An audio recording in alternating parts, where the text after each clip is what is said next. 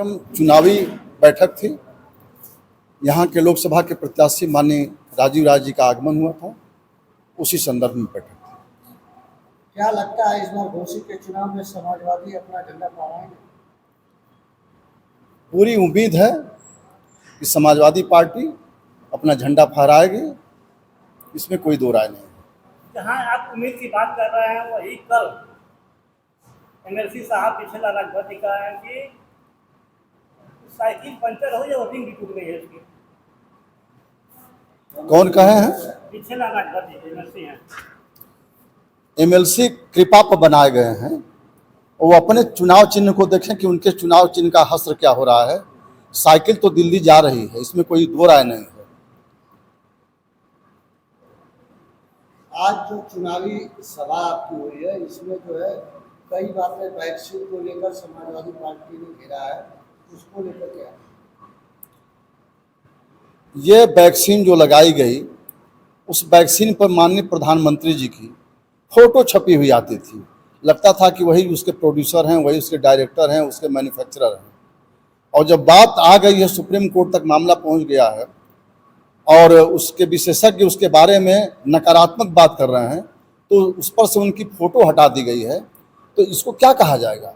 ये सत्ता और सरकार के झांसेपन का काम है कि जनता के साथ एक खिलवाड़ हुआ। बार बार 5 किलो राशन की बात हो रही है, लेकिन आपके मैनिफेस्टो में राशन, आटा और डाटा, तो आखिर में आटा और डाटा को लाना था, तो फिर राशन का विरोध कैसे? राशन का विरोध नहीं है, लेकिन राशन को देख करके अपने ही हाथ से अपनी पीठ थपथपा लेना, अपना कपार थपथपा लेना, यह विरोध है। और जहाँ तक राशन जो मिलता है, ये अधिनियम 2013 में समाजवादी पार्टी के संगठन अलायंस के कांग्रेस जो बड़ी पार्टी है, राष्ट्रीय पार्टी है, उसका है, और लेकर जो है बार बार ये कहा जा रहा है कि नहीं भारतीय जनता पार्टी कर रही है। सवाल इस बात का, जिन अधिनियमों की आप चर्चा किए हैं, इस देश के हर नागरिक का भोजन का अधिकार है, शिक्षा का अधिकार है, जीने का अधिकार है, सारे चीज़ों का अधिकार है। तो उसमें राशन का विरोध नहीं है, लेकिन राशन दे करके उस राशन को मुद्दा बना करके जीतने की बात करना, यह एक बड़ी बात होती है। क्षेत्र में आप लोग लगातार दौड़ रहे हैं, क्या मुख्य मुद्दा है जो लोगों के बीच लेके जा रहे हैं आप लोग? क्षेत्र में सबसे बड़े मुद्दे हैं कि पढ़े लिखे बच्चे आज बेरोजगार हैं। ये रोजगार की सबसे बड़ी समस्या है कि बच्चे जो बेरोजगार हो रहे हैं। आप देख रहे हैं कि जितनी भी भर्तियां होती थी, सारी भर्तियां रोक दी गई, और भर्ती के नाम पर जो पेपर हो रहे हैं, वो पेपर लीक हो जा रहे हैं। कोई भी क्लियर कट भर्ती नहीं हो रही है।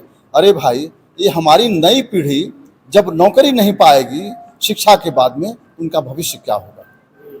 जो अग्निवीर योजना है सरकार की, इसको कैसे देखते हैं? इस देश के नौजवानों के साथ बढ़िया नाम दे करके अग्निवीर, अग्नि माने होता है आग और वीर माने वीर। अरे वीर, तुम जाओ और उस अग्नि में कूद जाओ और जल जाओ, यही तो है अग्निवीर।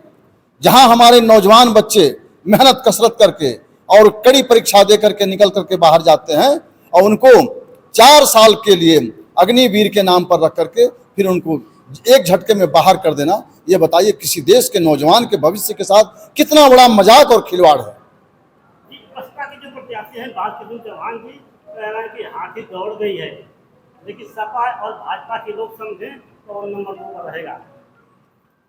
तो जब अपनी चुन लिए हैं अपनी जगह, नंबर 2 पर कौन रहना है, तो नंबर 2 पर वो अपना रहें, चाहे नंबर 3 पर रहें, लेकिन हमारी साइकिल तो आगे जा रही है, खूब रफ्तार बढ़ा करके जा रही है।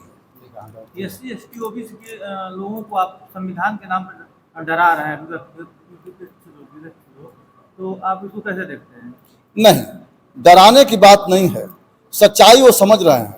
वो खुद इस बात को कह रहे हैं कि संविधान को एक एक करके खत्म किया जा रहा है, और निश्चित रूप से ये परिलक्षित हो रहा है कि अगर ये सरकार बन गई बीजेपी की, तो संविधान तो समाप्त कर ही देंगे। जहाँ आप संविधान की बात कर रहे हैं, वहीं अरविंद राजभर कह रहे थे कि संविधान मजबूत हाथ में है, लेकिन सपा का संविधान खतरे में है।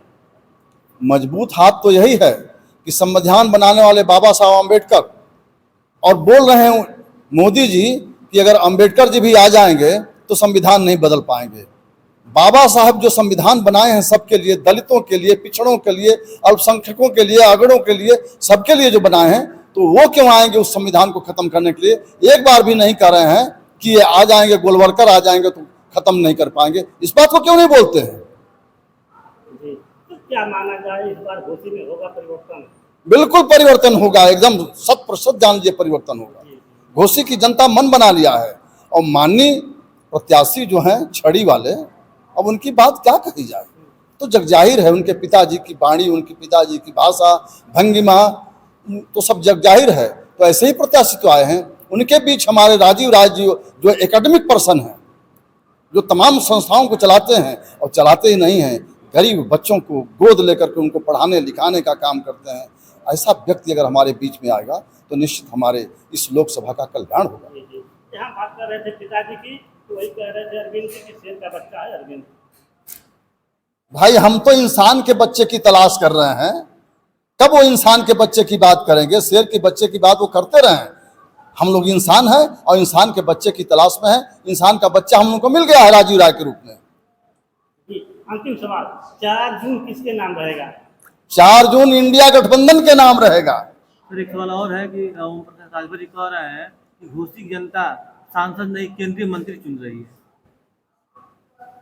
घोसी की जनता सांसद नहीं केंद्रीय मंत्री चुन रही है। वो अपने मन से चाहे जो कुछ ही बन ले, चुनाव बाद उनका पता लगेगा कि जब वो हार करके जाएंगे तो उनकी सीट रहेगी कि नहीं रहेगी वही जाने।